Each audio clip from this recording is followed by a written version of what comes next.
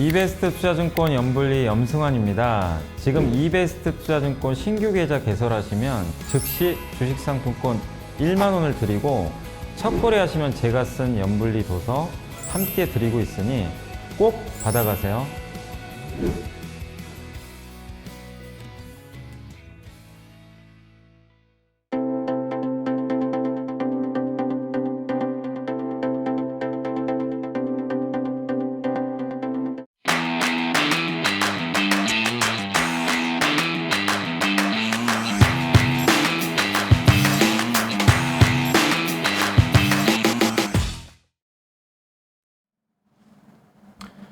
네, 안녕하세요.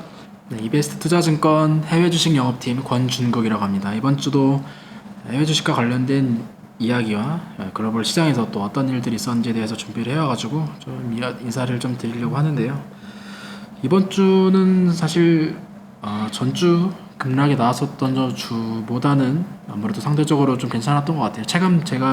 저도 이제 미국 주식을 하고 있는 입장으로서 체감은 상대적으로는 나쁘지 않았던 것 같은데, 그러면 구체적으로 그 중에서 또 어떤 시장이 또 얼마나 좋았는지, 그리고 그 중에서 또 어떤 기업들이 좋았는지, 그리고 이번 주에는 또 어떤 해외 주식 투자 방법을 또 준비를 해 왔는지에 대해서 말씀을 드리도록 하겠습니다. 그러면 해외 시장부터 먼저 말씀드려 볼게요.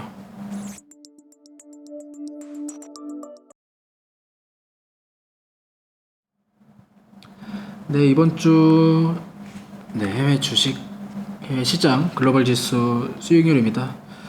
최근 5일 동안 미국 같은 경우에는 나스닥이 아무래도 좀 강한 흐름 보였었죠. 1.5% 정도 세 지수 중에 가장 강한 모습을 보여주었고요.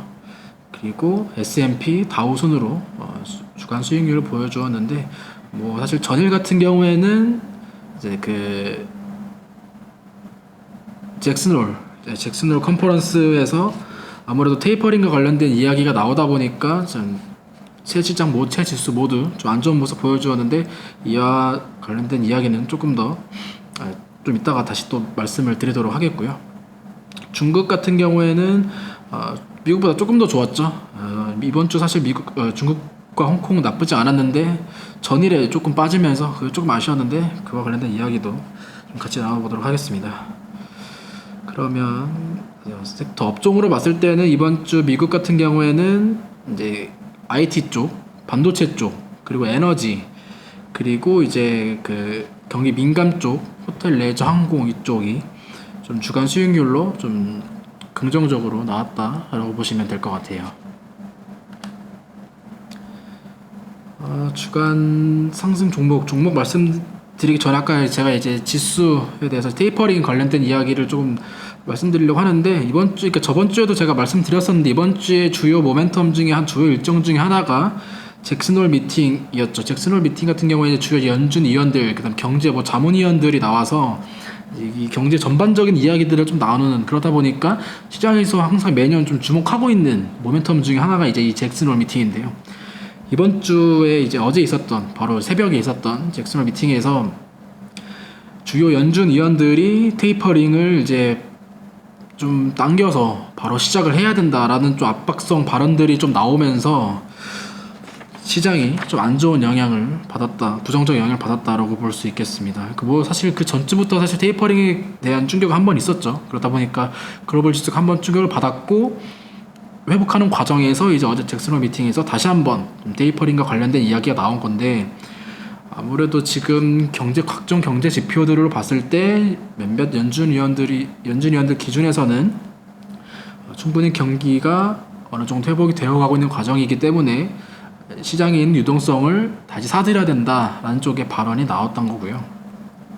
특히 이제 주식 시장도 그렇고, 지금 이제 우리나라도 사실 이제 부동산 굉장히 좀 가격 많이 올라가지고 이제 말도 많은데, 이게 사실 우리나라만의 문제는 아니고 사실 글로벌 부동산 경기 시장 자체가 워낙 시장에서 유동성들이 많이 풀려 있다 보니까 어느 정도 버블이다라는 좀 이야기들도 많이 나오고 있는 상황인데, 역시 어제 연준에서도 그와 관련된 발언들이 좀 나오고 있었습니다. 보게 되면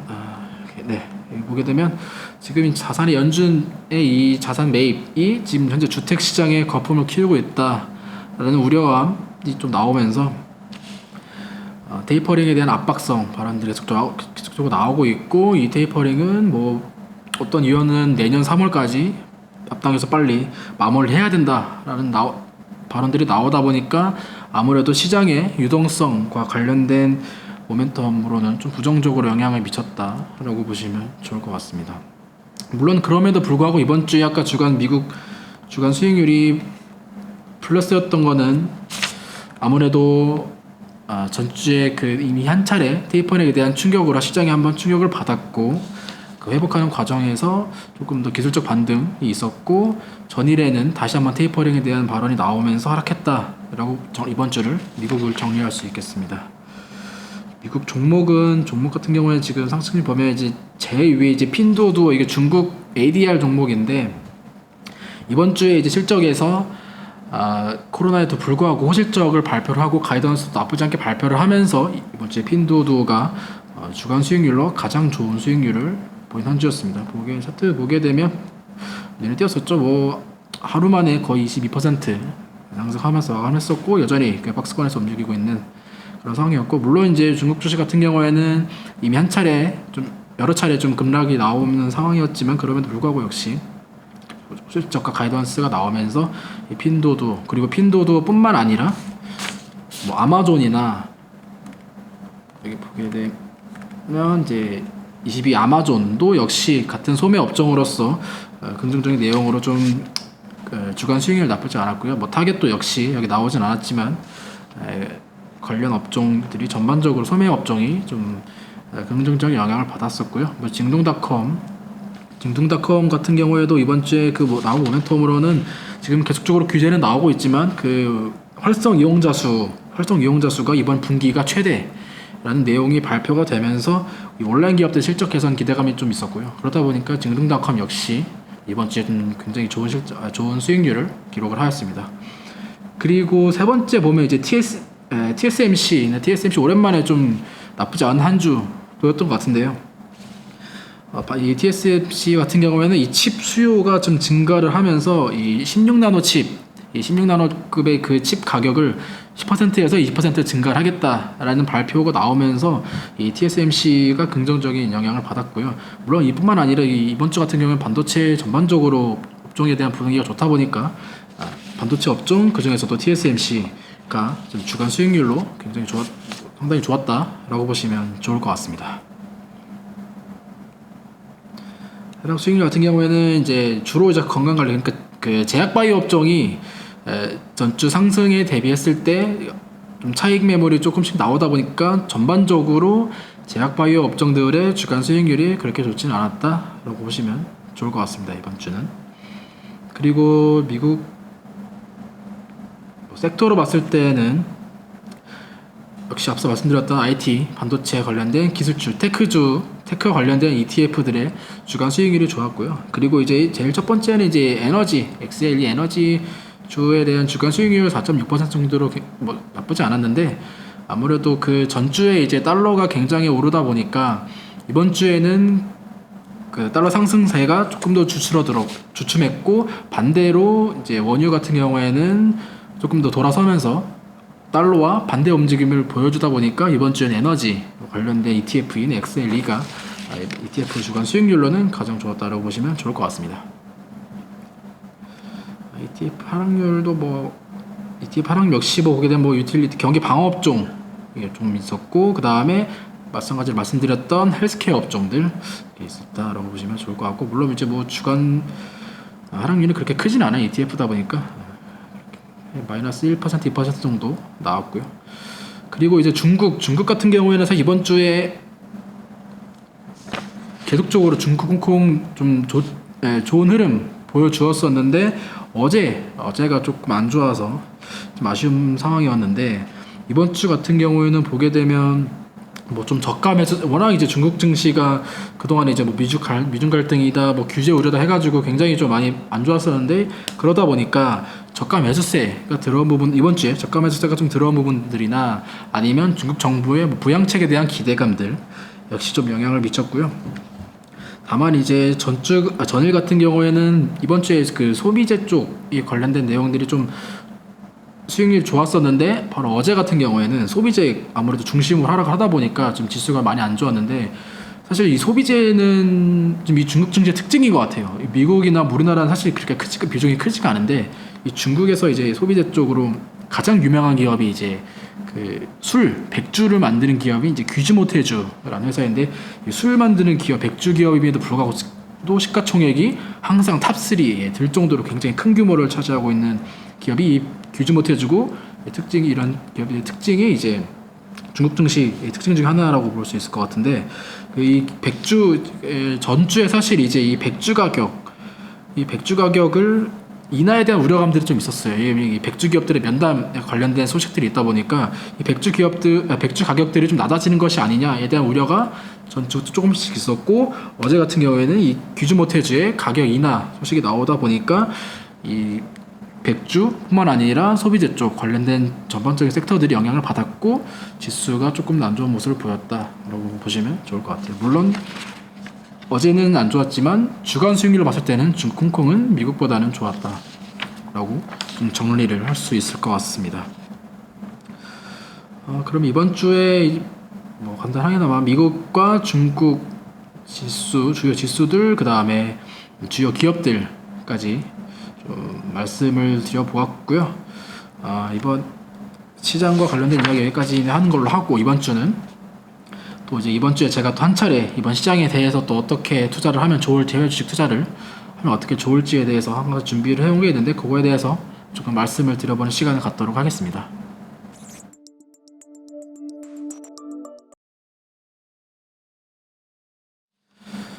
네, 이번 주 지금 제목 보면 자산 배분 ETF AO 시리즈 이렇게 나와 있는데, 정확히 자산 배분 ETF가 뭐냐라는 점, 그리고 왜 이 자산 배분 ETF를 소개해드리는지 이유에 대해서 먼저 간략하게 말씀을 드리고 시작을 하도록 하겠습니다. 사실 뭐 이번 주에 정말 다행스럽게도 주요 글로벌 주요 지수들이 전주 대비했을 때, 사실 전주에 이제 테이퍼링 관련된 이야기가 나오면서 급락이 나왔었고, 이번 주 같은 경우에는 상대적으로 기술적 반등, 저가 매수자들이 들어오면서 다행히 좀 안도의 한숨을 내쉬는 그런 한 주였던 것 같은데, 물론 그렇다고 바로 어제가 이제 테이퍼링 관련된 이야기가 또다시 나오다 보니까 뭐 중국도 그랬고 미국도 그랬고 오늘 이제 국내도 그렇고, 이게 사실 이 부정적인 테이퍼링과 관련된 부정적 모멘텀이 사실 끝났다고 보기 어렵잖아요. 그렇다고 봤을 때는 지금 시장에 대한 리스크, 위험 이런 거에 대한 해치를 아직은 계속적으로 염두를 해둬야 되는 그런 상황인 것 같은데, 그러면 저번 주처럼 시작 급락 나올 때 사실 개별 종목 가지고 계셨던 분들은 좀 타격이 있으셨을 거라고 생각해요. 저도 제 주식도 사실 많이 빠지기도 했었고, 그러면 시장이 전반적으로 그렇게 급락이 나올 때 상대적으로 개별 주식이나 혹은 뭐 더 보수 가서 지수 ETF보다도 조금 더 하방 가능성이 낮은 그런 투자는 또 어떤 투자가 있느냐라고 했을 때, 제가 준비해온 방법이 이제 자산 배분과 관련된 ETF AO 시리즈이거든요. 그러다 보니까 이 자산 배분 ETF는 또 미국 주식에서 투자할 수 있는 ETF 종류 중에 대표적인 종류 중에 한 가지인데, 이번 주 요거 관련된 이야기들을 조금 소개를 해드리도록 하겠습니다. 주로 이제 이 AO 시리즈라고 하는데, 이 블랙락 운영사에서 이제 그 AO 시리즈를 AO가 붙은 ETF를 총 4가지를 출시를 했어요. 2008년에. 아무래도 이때가 이제 그 금융위기 이런 상황이 나오다 보니까 시장이 굉장히 급락이 나오고, 그렇다 보니까 이 자산 배분에 대한 필요성이 증가되었던 거죠. 그렇다 보니까 그 당시에 이제 이 자산 배분과 관련된 ETF 시리즈별로 출시가 됐고, 각각의 이 시리즈는 이 포트폴리오의 비중의 차이라고 보시면 될 것 같아요. 그럼 하나씩 좀 소개를 해드리도록 하겠습니다. 상장일은 아까도 말씀드렸다시피 2008년 11월 4일이고요. 종목 보게 되면 7개밖에 없어요. 그러니까 다른 ETF들보다는 확실히 보유 종목들 여러 가지 담지 않고 몇 가지만 담는 그런 ETF라고 보시면 될 것 같고요. 그리고 리밸런싱 주기는 반기별로 이 포트폴리오의 리밸런싱을 하고 있다라고 보시면 좋을 것 같습니다. 1년에 두 번이겠죠. 그리고 제가 비중 말씀드렸는데, 그러면 이 자산 배분 ETF는 어떤 자산을 담고 있냐라고 봤을 때, 이 AO 시리즈는 주로 주식형 상품인 주식형 ETF와 채권을 담고 있는 채권형 ETF, 이 주식과 채권을 가지고 자산 배분을 하는 ETF가 요 AO 시리즈라고 보시면 될 것 같아요. 그러다 보니까 이 지금 왼쪽에서 오른쪽으로 갈수록 주식의 비중이 높게 지금 분류를 해놨거든요. 그러니까 AOK 같은 경우에는 70%가 채권, 그러니까 주식은 30%니까 사실 굉장히 보수적으로 주식시장보다는 상대적으로 베타가 좀 낮다라고 보시면 될 것 같습니다. 오른쪽 갈수록 AOM은 채권이 60, 주식이 40, AOR은 또 반대로 주식이 더 많은, 주식이 6, 채권이 4, AOA는 이제 제일 주식이 많은 비중을 담고 있는 7대3 이렇게 비중을 담고 있고요. 자산 같은 경우에는 AOM이 AOR이 가장 많은 비중을 차지하고 있는 자산 규모를 한 2조 정도, 하나로는 한 2조 정도 되는 규모니까 굉장히 뭐 적지 않은 상대적으로 좀 큰 ETF 규모를 자랑을 하고 있고요.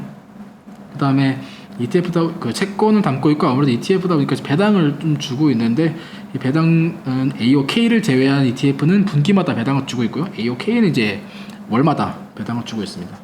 물론 이제 배당 수익률 자체는 뭐 그렇게 크진 않아요. 뭐 1% 안팎에 해서 배당 수익률 나오고 있는 ETF들이 이 자산 배분 ETF AO 시리즈이고요.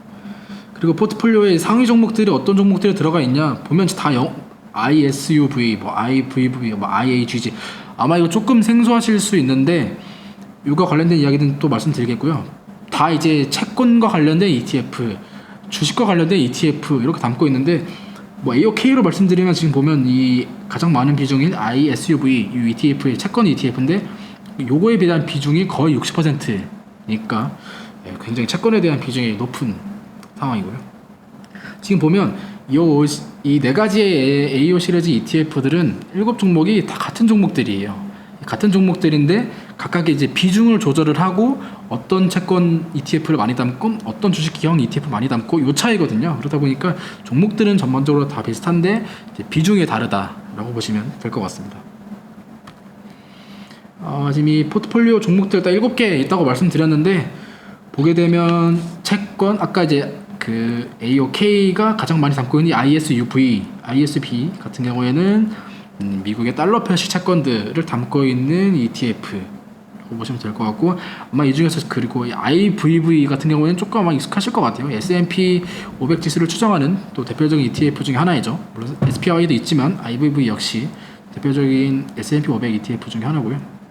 그리고 보게 되면 다 이제 그 미국뿐만 아니라 이 자산 배분 사실 미국 자산만으로 미국 주식, 미국 ETF를 투자를 하긴 하지만 그렇다고 우리가 미국 자산만 담아서는 사실 글로벌 시장에서 벌어지고 있는 리스크에 대해서 전반적으로 대비하기는 어렵잖아요. 그렇다 보니까 이 포트폴리오는 자산은 주식과 채권이지만 국가로 봤을 때는 미국뿐만 아니라 다양한 국가들의 주식과 채권을 담고 있는 상품이라고 보시면 좋을 것 같아요. 보게 되면 뭐 글로벌 국가의 채권, 그다음에 뭐 선진국 주식, 그다음에 이머징 마켓에 대한 주식들, 그리고 S&P의 뭐 미드캡 주식들, 그다음에 뭐 작은 스몰캡 주식들, 주식의 규모의 사이즈나 그다음에 다양한 국가들, 그다음에 주식 상품 분류로 봤을 때는 주식과 채권 이렇게 나눠서 전반적으로 좀 다양하게 상품을 구성을 하면 포트폴리오를 구성을 하면서 자산 배분 관점에서 운영이 되고 있는 상품이라고 보시면 될 것 같고요.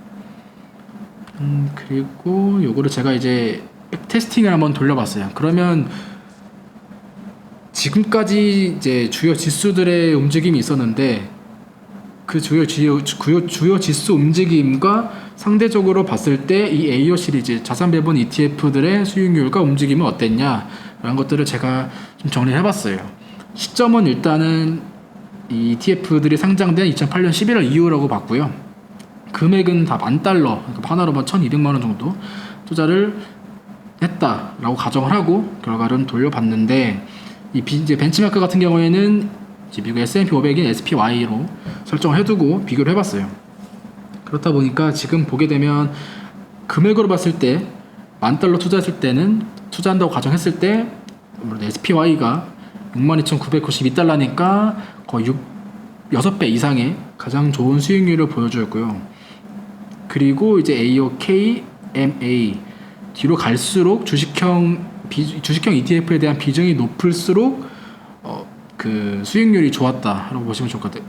뭐 당연한 결과겠지만 당연히 장기적으로 이 기간 투자한다고 가정했을 때는 조금 더 위험한 상품 채권보다는 주식의 상승 가능성이 더 높기 때문에 주식에 대한 비중이 높을수록 이 주간 수익률 이 테스트에 대한 결과가 좋았다라고 보시면 좋을 것 같아요. 물론 당연히 SPY보다 또 뭐 개별 종목 상승률이 더 좋았던 개별 종목이라면 그 종목이 더 좋았겠죠. 그러니까 다만 이제 이 자산 배분 ETF 자산 배분 투자의 관점은 결국에는 리스크를 어떻게 해지하겠냐에 대한 관점이기 때문에 이렇게 참 참고해 주시면 좋을 것 같고요. 여기 중에 이제 주요 뭐 여러 가지 자료가 있는데 눈에 좀 주목해서 보시면 좋을 것 같은 자료는 이 최저 YTD와 그다음에 최대 낙폭이에요. 최저 YTD는 그 1년에 그 가장 낮은 수익률이 몇 %였나 라는 지수인 라는 지표인 거고, 그러니까 뭐 SPY로 보게 되면 그 가장 낮았던 YTD 1년 수익률이 마이너스 4.5%인데 지금 채권을 담고 있는 AOK와 AOM 같은 경우에는 마이너스 3%니까 주요 지수 ETF보다도 조금 더 하락장에서 방어가 되었다라고 보시면 될 것 같고, 최대 낙폭으로 봤을 때도 급격히 꺾일 때 얼마나 꺾였냐라는 건데, 이 SPY는 한 번 꺾일 때 최대 마이너스 19%까지 꺾였었는데 주요 채권을 담고 있는 이 자산 배분 ETF들 같은 경우에는 마이너스 7, 마이너스 9, 그러니까 상대적으로 빠졌을 때 덜 빠졌다. 물론 이번에 이제 그 테이퍼링 관련된 급락 나왔을 때도 이 자산 배분 ETF들은 덜 빠지는, 확실히 그런 부분들이 이 자산 배분 ETF, 자산 배분 투자의 메리트라고 보시면 될 것 같아요. 이거 아까 나왔던 거를 차트로 나온 건데, 당연히 뭐 SPY의 주간 수익률이 가장 좋았고, 그 밑으로 갈수록 이 차트가 이제 채권형 상품이 많이 들어가요. 채권형 비중이 높고 주식형 비중이 낮은 그런 상황인데, 지금 사실 이 지표, 이 그림만 봐서도 이 급락이 나올 때 이 자산 배분 ETF들이 얼마나 하락을 방어해줬냐를 볼 수 있을 것 같아요. 지금 보게 되면 여기가 이제 코로나 급락 때인데, 이 기울기를 봤을 때도 이 주식만 담고 있는 SPY와 채권과 주식을 같이 담고 있는 자산 배분 ETF들의 기울기는 확연히 차이가 나죠. 만약 이 상황에서 이 주식만 갖고 있었다면 이 자산 배분 ETF를 갖고 있는 사람보다는 낙폭을 조금 더 큰, 상대적으로 더 큰 낙폭을 경험을 했다라고 보시면 될 것 같아요. 이때뿐만 아니라 이 기울기들이 있을 때 보게 되면 전반적으로 다 이 자산 배분 그 채권을 많이 담고 있는 자산 배분 ETF들의 하락 방어율이 더 좋았다라고 보시면 좋을 것 같고, 물론 상승했을 때 상승의 탄력도 더 줄어들 수밖에 없겠죠. 그러면 이 자산 배분 상품에 대해서 자산 배분 ETF를 투자했을 때 어떤 장점과 어떤 단점이 있냐, 구축의 그 세 가지 정도로 나눠봤어요. 일단 장점으로서 첫 번째는 가격 5만 원 정도로도 우리가 시장의 리스크를 대비를 할 수 있다라는 장점이, 우리가 이 해외 주식 그래서 미국 증시에 상장이 되어 있는 자산 배분 ETF를 투자했을 때 메리트라고 볼 수 있어요. 왜냐하면 이 AU 시리즈의 가격들을 아마 티코로지 검색을 해보면, 여기서 검색 한번 해드릴게요. 보게 되면 표적으로 지금 AOK인데 주당 40달러, 40.06달러니까 하나로 봤을 때 5만 원이 좀 안 되죠. 4만 얼마 요 정도인데, 이 정도의 한 주당 요 정도의 가격으로도 우리가 시장의 리스크를 대비할 수 있는 자산 배분 투자를 할 수가 있는 거예요. 사실 이 미국 주식의 좀 단점 아닌 단점이라고 할 수 있는 게, 누가 다 사고 싶고 좀 뭔가 좀 괜찮아 보이는 주식들 종목들은 다 가격이 좀 비싸다는 단점들이 있어요. 물론 이제 시드가 크신 분들에게는 해당 사항이 없겠지만, 한 주씩 조금씩 사시는 분들에게는 이 주당 가격을 아예 무시할 수가 없는데, 뭐 아마존만 봐도 주당 뭐 거의 300만 원, 400만 원 사고, 구글도 100만 원 넘고 하다 보니까, 물론 이제 애플이나 테슬라 이제 액면 분할한 거지만 그런 거에 대한 부분들이 있는데, 이 자산 배분 ETF의 주당 가격은 저렴하기 때문에 우리가 이 저렴한 가격 5만 원 정도의 가격으로도 우리가 시장 하락에 대비할 수 있는 상품이 이 자산 배분 ETF라고 보시면 될 것 같고, 그리고 아마 아까 보시면 조금 더 눈에 띄었었던 게, ETF임에도 불구하고 담고 있는 종목들이 개별 주식이라던가 아니면 채권에 직접 담고 있지 않고 주식을 담고 있는 ETF, 채권을 담고 있는 ETF다 보니까 이 포트폴리오 구성이 굉장히 많이 되어 있고 그러다 보니까 개별 종목이나 뭐 하나의 ETF보다는 확실히 변동성이 적어요. 물론 당연히 자산 배분 ETF이기 때문에 변동성이 적어야겠죠. 그런 부분들이 장점이라고 할 수 있고요. 그리고 아까 또 앞서도 말씀드렸지만 시장이 갑자기 꺾였을 때 이 부분 같은 경우는 저번 주에 뭐 테이퍼링 때문에 갑자기 시장이 꺾이고 뭐 코로나 때문에 갑자기 꺾이고 뭐 금융위기가 나와서 갑자기 꺾이고 뭐 이럴 때 개별 종목이나 지수 ETF보다는 확실히 하락률이 낮다라는 점들. 그러니까 하락 시장에서 이 자산 배분 ETF들은 개별 종목이나 지수 ETF보다는 방어가 좀 되는 투자 방법 상품이다라는 장점이 있고요. 그리고 단점으로 봤을 때는 이게 사실 자산 배분 ETF라고 하긴 하는데 모든 투자 대상을 담고 있지는 않아요. 예를 들면 지금 이 자산 배분 ETF들은 주식과 채권을 담고 있는데 우리가 사실 뭐 주식 채권 말고도 뭐 금도 있고요. 뭐 부동산도 있을 수 있고 뭐 원자재 같은 것도 있고 아니면 뭐 최근에 뭐 가상 화폐도 있을 수 있는데 이런 자산들을 배제하고 오로지 주식과 채권으로만 지금 자산 배분을 하고 있는 ETF다 보니까 어떤 시장 전반적으로 글로벌 국가의 시장 전반적으로 좀 리스크 요인들이 확산이 되었을 때 그 리스크를 전반적으로 완벽하게 해지할 수는 없지 않나 좀 그렇게 볼 수 있고요. 그리고 두 번째로는 이 리밸런싱이 사실 이제 자주 이루어지면 시장 하락했을 때 조금 더 발빠르게 대응을 할 수가 있을 텐데 이 1년에 두 번만 포트폴리오를 조정을 하다 보니까 사실 그런 점에서는 조금 더 미흡하다라고 할 수 있고요.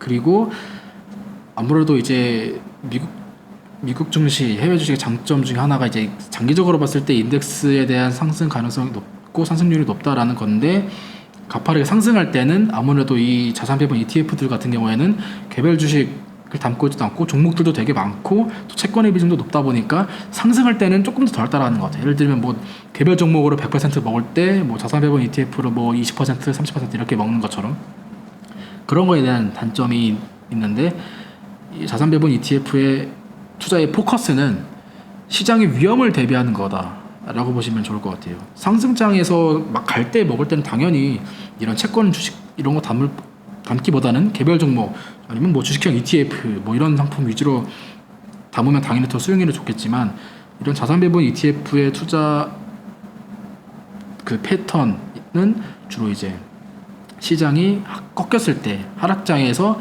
개별 종목보다 개별 주식을 담고 있는 상품들보다 조금 더 상대적으로 리스크를 해지할 수 있다라는 점이 포인트라고 보시면 좋을 것 같아요.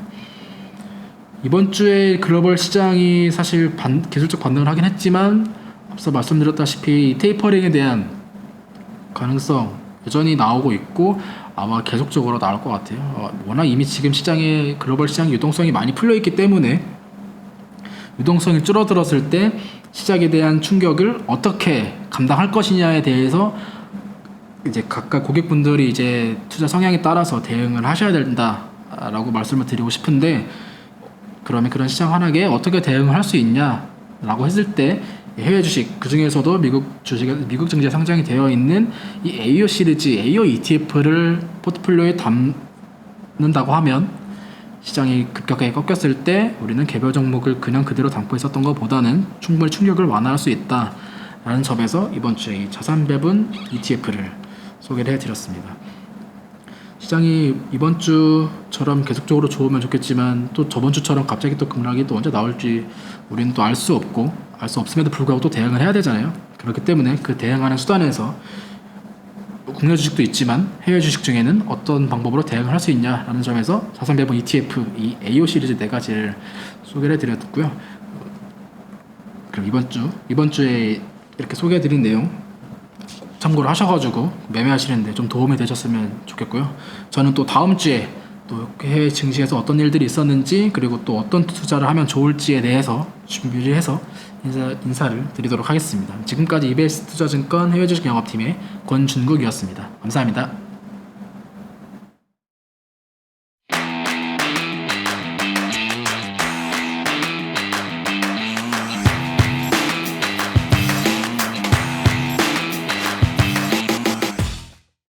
이베스트 투자증권 연불리 염승환입니다. 지금 이베스트 투자증권 신규 계좌 개설하시면 현금처럼 쓸 수 있는 주식 상품권 1만 원을 드립니다. 또한 첫 거래하시면 제가 쓴 주린이가 가장 알고 싶은 최다 질문 탑 77을 추가로 드립니다. 자세한 사항은 아래 내용을 참고해 주세요.